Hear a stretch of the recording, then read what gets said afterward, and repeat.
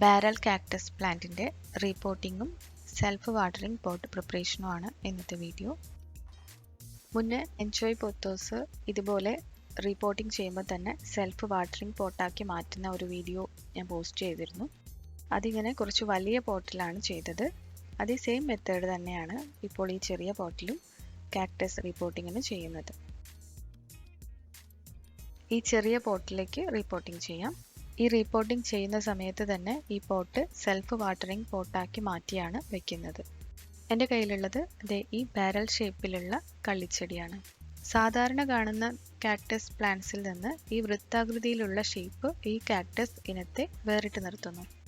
ഇതിൽ നേർത്ത ക്രീം നിറത്തിലുള്ള മുള്ളുകൾ കാണപ്പെടുന്നു. ഈ മിനിയേച്ചർ ഇൻഡോർ പ്ലാന്റ് വളരെ ക്യൂട്ടാണ്. നമ്മുടെ അകത്തളങ്ങൾ അലങ്കരിക്കാൻ വളരെ നല്ലൊരു ഓപ്ഷനാണ് ഈ പ്ലാന്റ്. ഒരുപാട് കെയറൊന്നും വേണ്ട, എപ്പോഴും വെള്ളം ഒഴിച്ചു കൊടുക്കണ്ട, നല്ല സൂര്യപ്രകാശം കിട്ടുന്നിടത്ത് തന്നെ വെക്കണം, അത്രയേ ഉള്ളൂ. പുതിയ ചെറിയ പ്ലാന്റ്സ് ഒക്കെ ഈ മാതൃസസ്യത്തിനോട് ചേർന്ന് സൈഡിലൂടെ ഉണ്ടായി വരുന്നു. അത് മാറ്റി മറ്റൊരു പോട്ടിലേക്ക് പ്രൊപ്പഗേറ്റ് ചെയ്യാം. ഇവ നടുന്ന പോട്ടിൽ വെള്ളം കെട്ടി നിൽക്കുന്നില്ലെന്ന് ഉറപ്പുവരുത്തണം. അങ്ങനെ വന്നാൽ പെട്ടെന്ന് ചീഞ്ഞു പോകും. ഇനി നമുക്ക് പോട്ട് റെഡിയാക്കാം. ഈ 2 പോട്ടാണ് ഞാൻ വാങ്ങിച്ചത്. നമുക്ക് ഇഷ്ടമുള്ള വലുപ്പത്തിലുള്ള പോട്ടിൽ വെച്ച് കൊടുക്കാം. ഈ ഗ്രീൻ പോട്ടിൻ്റെ താഴെ ഹോൾസ് ഉണ്ട്, എന്നാൽ ഈ വൈറ്റ് പോട്ടിൽ ഒട്ടും ഹോൾസ് ഇല്ല.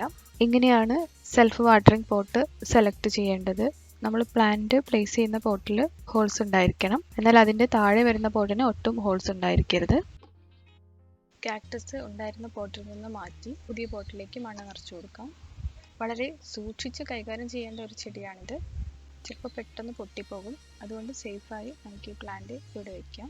മണ്ണും ചകിരിച്ചോറും ചേർന്ന പോട്ടിംഗ് മിക്സ് ആണിത്. ആദ്യം കോട്ടൺ ത്രെഡ് ഈ ചെറിയ പോട്ടിലെ ഈ ഹോൾസിലൂടെ ഇങ്ങനെ ഇടാം.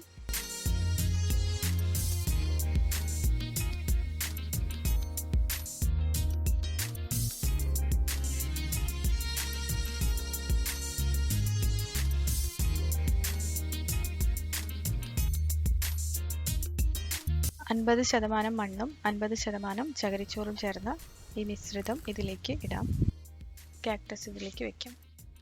ഇത് മദർ പ്ലാന്റിൽ നിന്നും അടർത്തിയെടുത്ത് വളർത്തിയ ഒരു പ്ലാന്റ് ആണ്. പണ്ടൊക്കെ മരുഭൂമിയിലും വരണ്ട പ്രദേശങ്ങളിലും മാത്രം കണ്ടുവരുന്ന കള്ളിച്ചെടി ഇപ്പോൾ വീട്ടുചെടിയായി വളർത്തുന്നു. നഴ്സറികളിലൊക്കെ ഈസി അവൈലബിൾ ആയിട്ടുള്ള പ്ലാന്റ് തന്നെയാണിത്. ഗോൾഡൻ ബാരൽ കാക്ടസ് എന്നും ഈ ചെടി അറിയപ്പെടുന്നു. ഈ ഗ്രീൻ പോട്ടിൽ ചെടി വെച്ച ശേഷം ഈ വൈറ്റ് പോട്ടിലേക്ക് ഇറക്കി വെക്കുകയാണ് ചെയ്യുന്നത്. അതിനു മുന്നേ ഈ മണ്ണൊക്കെ ഒന്ന് തട്ടിക്കൊടുക്കാം.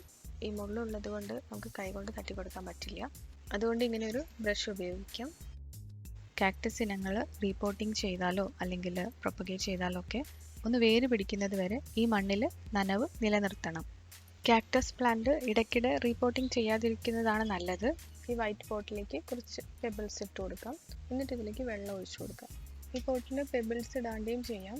കൊതുകൊന്നും വരാതിരിക്കാനാണ് പെബിൾസ് കൂടി ഇട്ട് കൊടുക്കുന്നത്. ആ കോട്ടൺ ത്രെഡ് ഒന്ന് നനയാനുള്ള വെള്ളം മതി.